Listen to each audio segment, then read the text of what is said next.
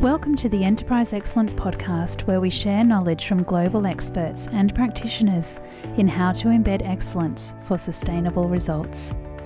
How to create a culture of continuous improvement and innovation using best practices in operational excellence, customer experience and sales, leadership, strategy, people development, and environmental and social good. I'm your host, Brad Jeavons, coming to you from Brisbane, Australia. Enhancing an organisation's ability to continuously improve and innovate at all levels creates amazing results, up to 10 times productivity improvement, customer and employee experience increases, as well as safer operations and reduced environmental impact. Unfortunately, most programs deployed to enhance a company's ability to improve and adapt fail to deliver. A select few have overcome this trend and truly embedded excellence. This show explores these organisations and steps you can take to improve yours. This show is proudly brought to you by the Enterprise Excellence Community and Group, which is focused on helping organisations embed excellence for sustainable results and a better future.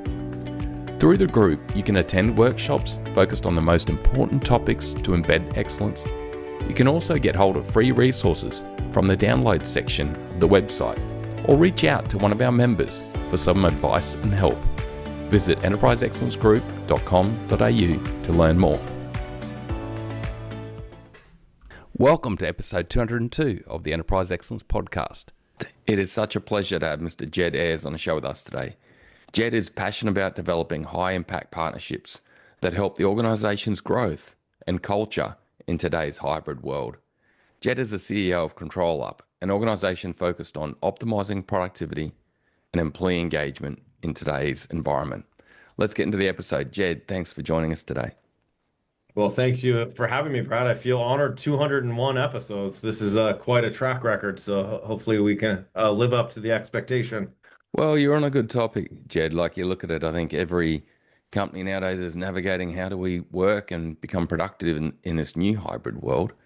And I think it's a challenge for many because productivity isn't necessarily going up at the moment. But where did your passion for developing solutions and approaches to help organizations actually engage people in this modern world and actually get productivity outcomes and economic gains? Yeah, I mean, I think my roots have always been in Northern California. Actually, I grew up in a small little village about 3 hours north of San Francisco, surrounded by hippies and redwood trees and fishermen and loggers. And so I've always had sort of a predisposition, I guess, around the environment and environmental stewardship. And I was lucky enough to find myself in San Francisco and kind of living into the middle of the tech revolution that happened here in the mid 90s. And I was very lucky to sort of be an early adopter of work from home, right? It was in 1995. I was handed a laptop and a modem and, sort of exposed to the idea that, wow, I, as a college kid getting my MBA, I could work from home for a pretty large tech company. And then I was also further exposed to that with a DSL company where we were providing sort of high speed for the first time ever, right? Sort of giving people really high speed, high fidelity connections into their home. So, and that company, of course, was sipping their own champagne and everyone worked remote. We didn't have any offices at the time. It was a fairly large publicly traded company, which was incredibly progressive for the time. So I've always had kind of a fascination with the idea that people didn't need to get in their car and run off to an office, and they could be highly productive from very early in my career. In fact, I wrote my thesis in the end of the 90s on what it was like to manage a remote workforce, and did quite a bit of research on that. So it's been a long passion of mine to kind of study this, the challenges and the positives of it. Wow. Jed, I bet you didn't expect what was going to happen in like 2020. So it's like your whole career in education was gearing you to this position of actually helping. Because when I talk to CEOs and senior leaders, I'd have to say that understanding how to navigate this hybrid world is one of their biggest concerns. Because in a lot of companies, productivity is not going up, it's going backward. I think in Australia, our manufacturing productivity is dropping by about minus 1.5% at the minute, year on year. So things are going the wrong way.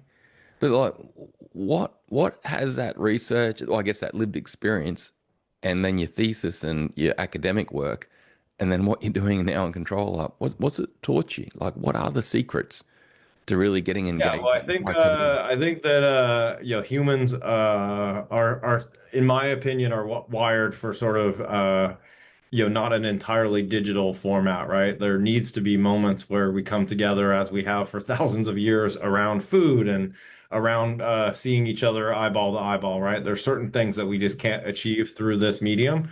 And so I think even the companies that try to be entirely remote, they have very intentional, moments where they bring people together to build some bonds and connective tissue that you can't do entirely in a digital format, at least not yet.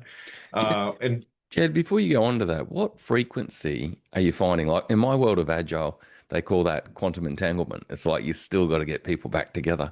But what sort of right. frequency are you finding? And what's a tip on how to do that?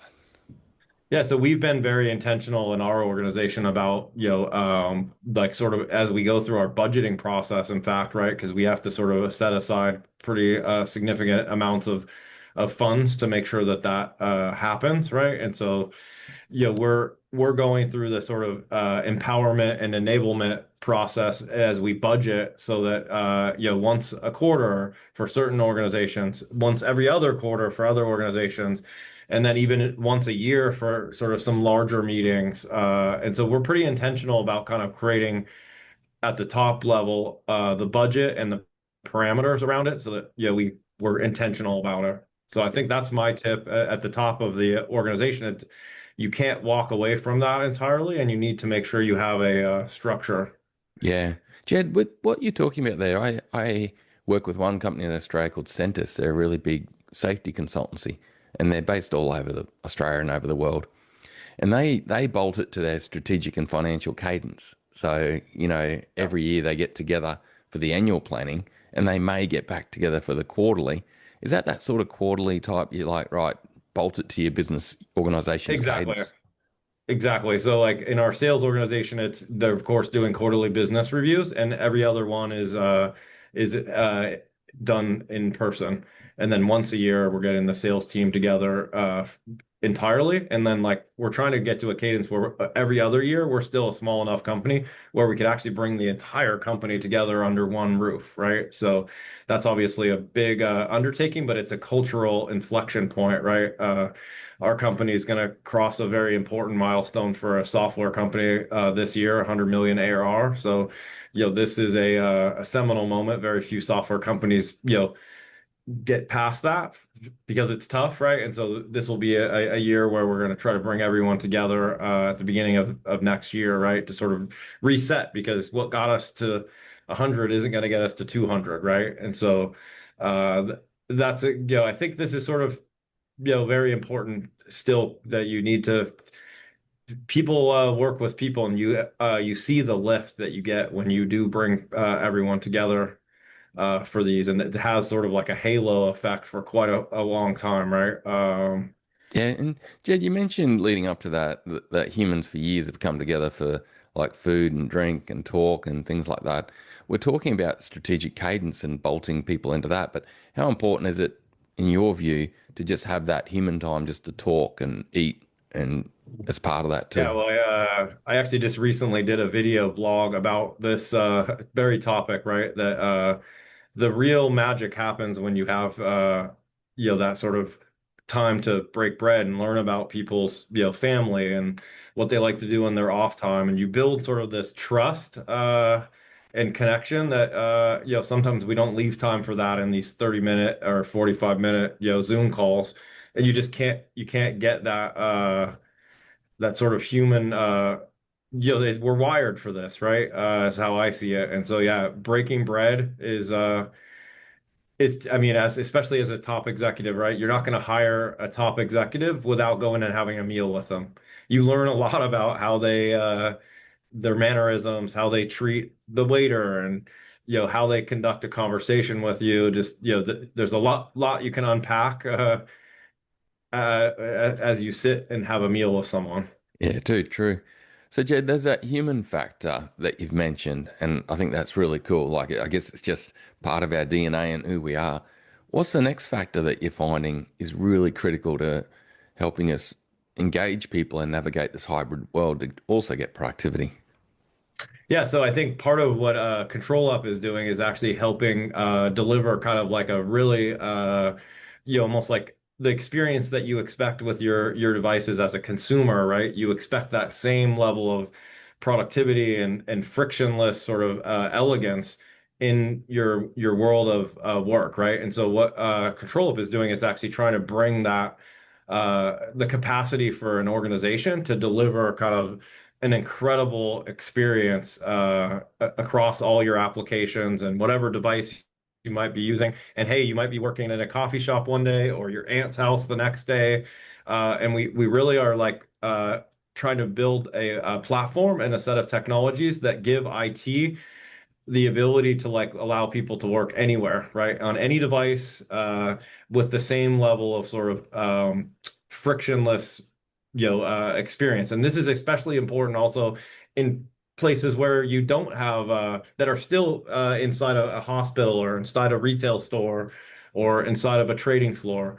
So, our tech sort of spans that entire continuum, but it's especially important for the several hundred million people that could be working from anywhere today and need to be productive. And so for us, it's about providing insights into what that experience is looking like and the ability to sort of proactively before a call like we're having right now gets sideways for IT to actually see the issue and apply fixes or provide advice on how to fix it directly to the end user. And this is a very exciting place because it's like we're collecting a lot of data. We're able to take the signal out of all the noise and elevate like where there's anomalies, right? And now we're applying AI to it so we can actually see without a human having to see it or open a trouble ticket. These AI models are able to see it and actually write the remediation without a human being involved. So as you can imagine, this radically changes the construct of how many people it takes to produce a good IT experience for tens of thousands of employees in a given organization and way fewer tools also, right? Okay. Most enterprises tend to stack humans and tools. And this technology that we're bringing to market, it's really a category that's emerging called digital employee experience. And I would tell you it sort of evolves into almost autonomous IT operations is where it's headed. Yeah, nice. Uh, Nice. but it's centered around this sort of human experience and contextualizing what Brad's experience right now looks like in real time Yeah. across thousands of metrics that we're calibrating across your device, each one of your applications, the network, and sort of being able to visualize that. So, Jed, in a lot of our listeners are involved in creating cultures of continuous improvement and innovation, whether it be they're passionate about what Toyota did and they're looking to deploy more lean type approaches, or they're passionate about Amazon and they're trying to deploy like agile techniques. Now, in both these fields, a big part of it is definitely human engagement, right? And culture, like you mentioned, get the humans together, build the culture, get that comradeship, that morale. But the other factor we really lean in on is like you got to be able to remove barriers and challenges fast. So in the manual factory world, it's how can you get an impediment from the front line up as quick as possible and find the root cause, get it gone, or the front line does it themselves. And then in the technology world, it's the same way. It's like how do we raise an impediment, get it dealt with fast, and whether it's a company's running agile at scale or anything like that. Is this similar to what your software does, ControlUp, where it's like, how do we find those pain points and those challenges, and how do we get them gone really fast Exactly. so we can keep Exactly. productivity going? What's some That's examples exactly of right. that? How your Yeah, software so goes about it? you essentially are able to see specific issues like, hey, the browser cache is full, or the guy's battery is no longer holding a charge, right? Let's ship him a new let's check the warranty and let's ship him a new battery, right? So there's thousands of metrics that we're calibrating on every 3 seconds, right? And so today we have to sort of see it with a human eye, and we make it pretty easy, right? We elevate sort of, hey, this looks like an experience score that is out of a zone of tolerance, and then we, help them, advise them on how they could sort of create scripts that can eliminate them across the entire organization if that anomaly appears. And what's interesting, Brad, is it, obviously in most organizations, the same types of issues surface over and over again. So you kind of reverse engineer almost, hey, we get a lot of trouble tickets for whatever it might be, right? And so we are able to like write a script so that when it sees that anomaly, it runs the script, and then that issue kind of evaporates. And where we're headed with AI is the ability for the model to see it and apply the to write the script itself, apply it, and prove that it's crushed it. And also the idea that eventually you'll be able to like also hit a button on your screen and say, hey, this experience is going sideways, and it almost immediately then runs across the surface of your entire experience and does that same process to try to fix it exclusively for you because you've raised your hand. And you can imagine as you start to do this across tens of millions of devices, the model starts to get smarter, right? It starts to see patterns on itself, and you can imagine we end up in a world where there are no trouble tickets, right? And that's the outcome, right? And we have way fewer people and tools to manage these complicated environments. Well, That's the autonomous IT operations kind of, and it's going to unlock at a speed that I think is going to surprise a lot of people, right? Because I don't know how technical your audience is, but most organizations have a Windows device. It's stacked with 25, 30 agents that are all kind of individual tools that the IT organization is trying to use to secure, patch, and manage and improve that experience, right? We can radically reduce that complexity. And that's what's exciting about this, right? And you have way fewer people managing all that inertia, mm, and ultimately, radically improving the frontline, user experience across all the interfaces they may be trying to use to get their job done. mm. Well, Jed, I see it that the technology division, whatever you call it in a company now, is playing a massive part to innovation and productivity gain.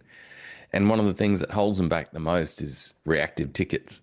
Like Yeah. or they don't have a ticket system. It's like people rock up and just knock on the door, or they get the phone call and they're off, and it's Yeah, just well, I think chaos. that's part of why this category emerged so strongly after COVID is that you can't walk down the hallway anymore to ask, IT to show up and try to fix everything for you, right? You really that luxury kind of evaporated, right? So this tech is a leapfrog, I think, in terms of making that paradigm, Yeah. you know, work. And yeah, we imagine a world where you'd never have to open a ticket. And I can tell you, like some of these frontline environments, like hospitals, especially, these people are trying to save lives, and it's a totally unnatural act for them to go open a trouble ticket, right? Or a retail store. And so then what happens is you actually, until you go observe these situations, you watch the experience is, degraded to a level that's totally unacceptable, but they're living with it, right? They're like kind of immune to it almost. They're just like, hey, this is not great, but this is how it is. They'll just sort of gut through it, and this is where some of our technology actually helps IT realize, hey, this is unacceptable. Well, it's a real step forward, Jed, because I think up until now, I've been helping IT divisions and other people I work with to basically get a system, a way that they can capture issues, prioritize them, and then feed them in, and get them done without just constant context switching, which is Yep. because that constant context switching just destroys them, destroys their productivity. But the powerful thing is, if an IT division or a technology division can get focus, they can then step forward and start doing some really innovative stuff for the organization. And so your Exactly. They software can really sounds like a way that you can enable them to get out of the fire and get onto the front foot to really take a company forward.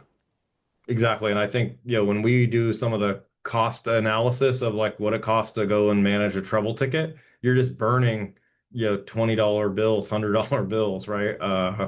As you manage through these. So this is where I just think, yeah, you have a revolutionary moment coming in the near future where, yeah, we're just in completely revolutionizing how IT manages this, the devices. There's a security element of it to this also, right? You're collecting so much data, you also can help with some of the security posture. And obviously there's a correlation between security and experience. The model has tend to be like lock it down, and obviously that affects experience as well. So we're trying to help companies model what the gives and takes on security versus experience are as well. And most importantly, like just showing them the devices that are misconfigured or out of compliance or on the wrong versions. So yeah, this is an exciting moment, Brad. And I would tell you, check back in 12 months, and it's going to even be more clear to people the power of these platforms. And ultimately, it's really about data, right? It's about collecting, correlating, which is a beautiful, setup for AI to come and intersect it, right? Because machines and machine learning can see patterns at a speed that even the most equipped human teams can't see. And so I think that's where this gets very exciting as we intersect this technology and this amazing amount of data that we've been able to figure out how to collect with AI. Yeah, well, you're basically avoiding the ticket even hitting the technology department or the IT department, whatever it's called in that Yeah. organization. I It's have a quote for you, which is the best trouble ticket is the one that never happened. it's a good call. It'll definitely free up capacity in that technology division to be able to innovate.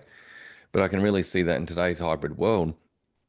Yes, there's an experience like you said of the humans still need to come together. They need to break bread.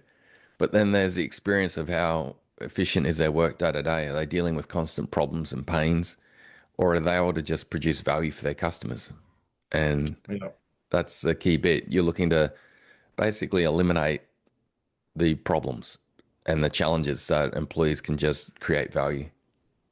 Exactly. We want people to be able to just sort of do their job, both IT and the employees. And yeah, we have this sort of vision statement that says we want to be this platform that allows people to do the best work of their life, right? And that means IT, to your point of go do things that are more productive than digging trenches in the sort of hard work of patching, managing, securing trouble tickets, all that, right? Go do something more interesting. And also the frontline workers, right? Like don't be brought down by a poor experience. Well, if you talk in the world of operational enterprise excellence, so much of it is just about being able to see the problem, get to the root cause, and get rid of the problem, and at every level of the organization. And so, what ControlUp and what you're doing is really in the modern world of hybrid work and technology, have AI see the problem, get to the root cause, eliminate the problem, don't even have a ticket raise if that's the potential. Exactly. And as you can imagine, like this will be a game where the bigger your data set is, the faster your models can get trained on it, right? The more effective you're going to be. So it's a really like I said, we should put a date on the calendar for your 250th podcast a year from now and check back in because I think you're going to see there's a lot of things that are going to change radically from AI, but I think this is one that we just had a magic quadrant from Gartner. I don't know if your audience, follows the Yeah. Gartner MQ, but it's, they put the inaugural one out last September, and 9 months later, today actually, in fact, they put out the latest one. And so like the author of this said this category is moving so fast, he would like to be able to publish it every 6 months.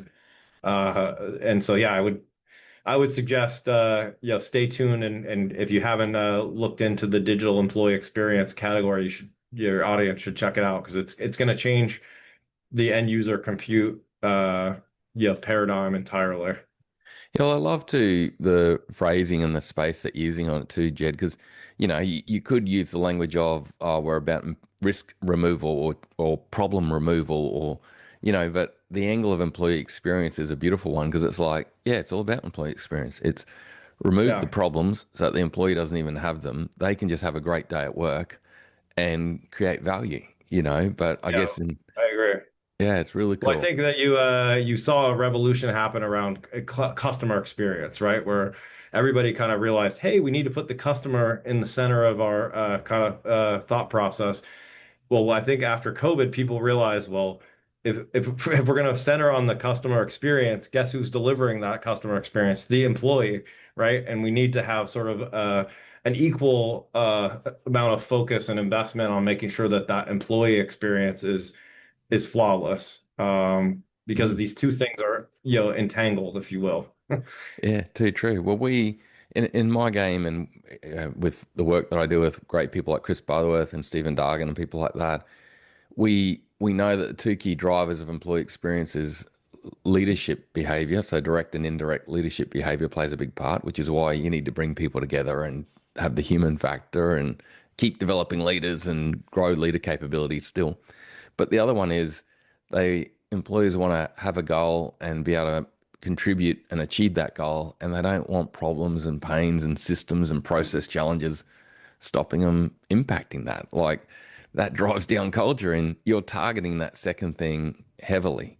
Yeah, Okay, when I think you look at the next generation, Brad, right, and they really elevate the sort of digital experience. They're digital natives, right? And these are people that are going to be the majority of the workforce in the very near future, right? So, they'll sort of like elevate whether they want to go work at a company or not based on that employee experience, right?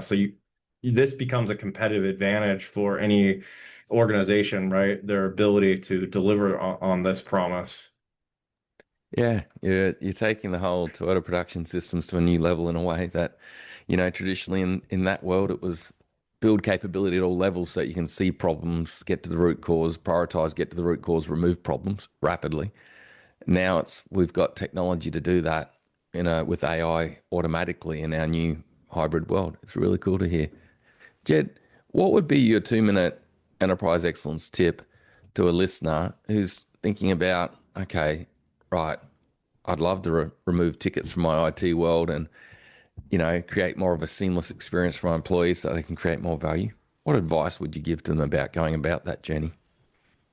Yeah, well, I think what you find with like any change like this or kind of trying to embrace a platform like this, I think you have to look at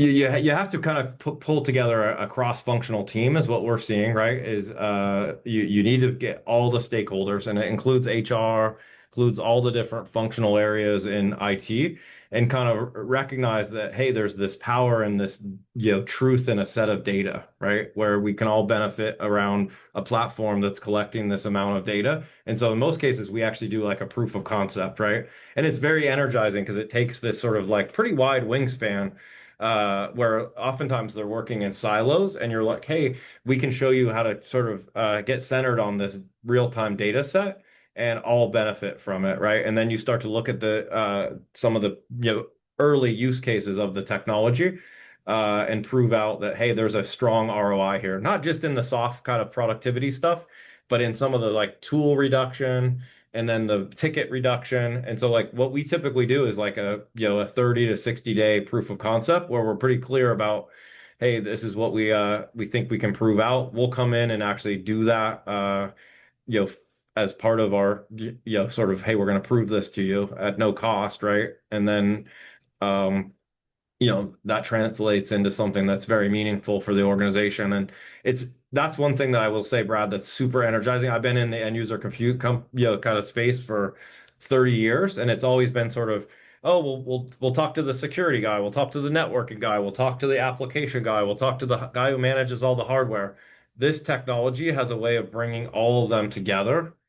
And that to me has been like one of the most energizing and rewarding things around this, right? Is that you can kind of like get everyone's attention that this data brings a new chapter for bring and a new tool to kind of bring everyone together.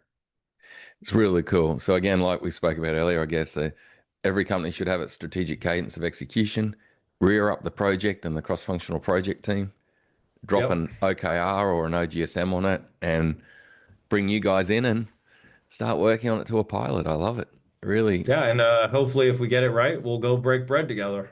yeah, that's Bring neat. it full circle, right? Yeah, a good. And obviously, I know you guys are in Australia, which has got to be one of the most beautiful and special places in the world. So, a shout out to all your listeners there. Yeah. If I would move anywhere out of San Francisco, it would be Sydney. Uh, but Mm. love your country. Yeah, Jed, it's down in Sydney and right across the country there's uniqueness, but that harbour area down there, up and down that coast is truly amazing. Great call Yeah. out. Jed, how can people reach out to you and get help from your team? And it might be, I guess they just want to start to know more, but how do they Yeah. go So about that? obviously we can throw a link in the comments here, but it's controlup.com. So control and then the word up.com. And there's a lot of resources on that website. Obviously, I would love to connect directly with your audience. I'm pretty active on LinkedIn. Just Jed Ayres. My search on that name, I think you'll see me come up. And I also have another leadership principle, which I really truly believe is around kind of connecting with people of like mind and serving your network selflessly, and your network is your net worth. So love to be connected with anyone that's in your audience, and will do my best to serve them and help them.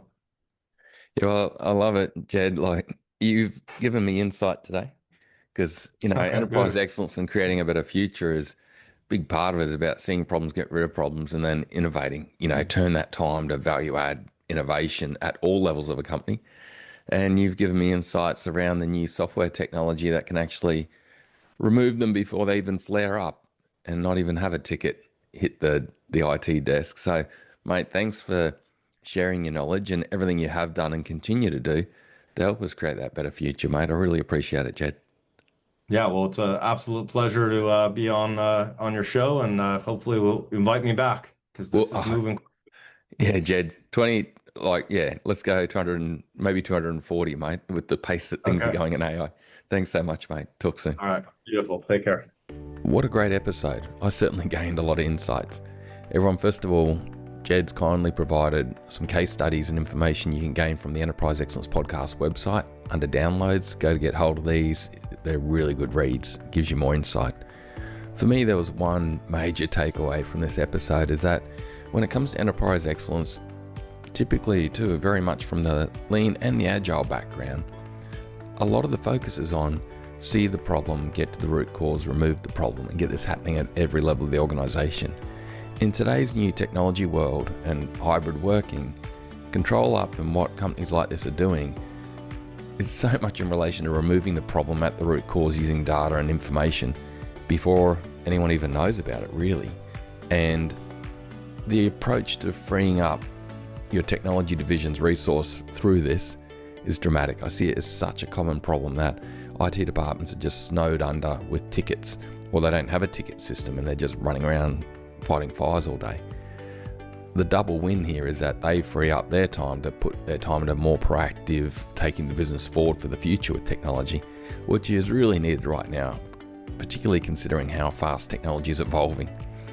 It was a great episode. I love Jed's background on this whole piece of remote work and how to do it effectively, and now where he's taking it into this modern world of impediment and challenge removal to ensure great employee experience, because they can just focus on creating value for their customers, achieving their goals, and creating a better future. Thanks again, Jed. Really appreciate the episode. You certainly opened my eyes and gave me some insights as to where things are going. Thanks again. Bye for now.